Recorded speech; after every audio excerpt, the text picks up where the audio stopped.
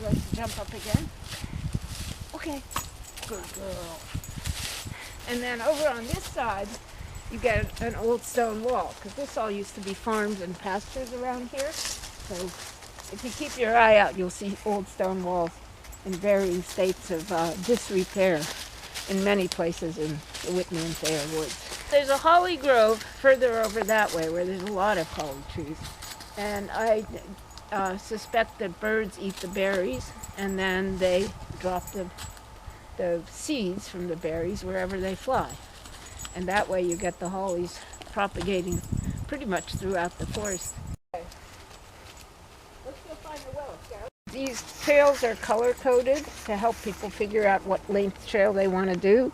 And you'll see marks on the trees of the same color that is on the paths. And the well that we're headed towards is going to be right around there somewhere.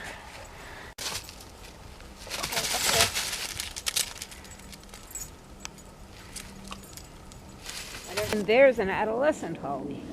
One time I was taking a bunch of youngsters for a walk, and they were like young teens, and we played a game, who can spot the next holly?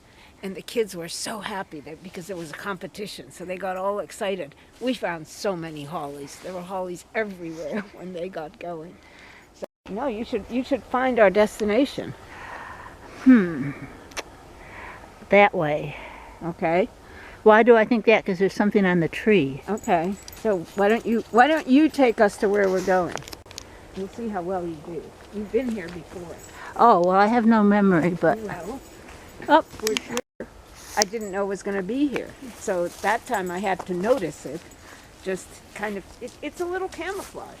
So you can see the stones have adopted the color of the surroundings with all the moss and everything. So it's not, you could easily walk right by it. I bet lots of people walk right by it and not even notice that it's there. do you know when it was built or what for? No idea. No Yeah. idea. I haven't been able to find any history for this. I don't even know if it was really a well at some point, or if somebody just built it because they liked playing with stones. Now here's an interesting thing. You see that pile of acorn husks?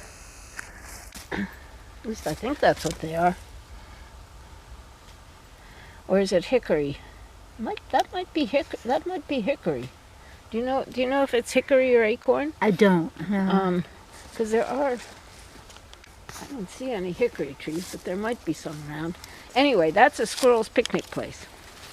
So the reason all those shells are there together is because some squirrel was sitting there opening them and eating them, I'm guessing. Unless some kid came and ate them, but that's less likely.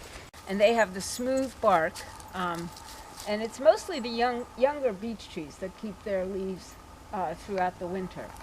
And I cannot explain to you why that happens, but it makes a very pretty sight in the forest, in the winter forest, to have these sort of beige, grayish kind of leaves around.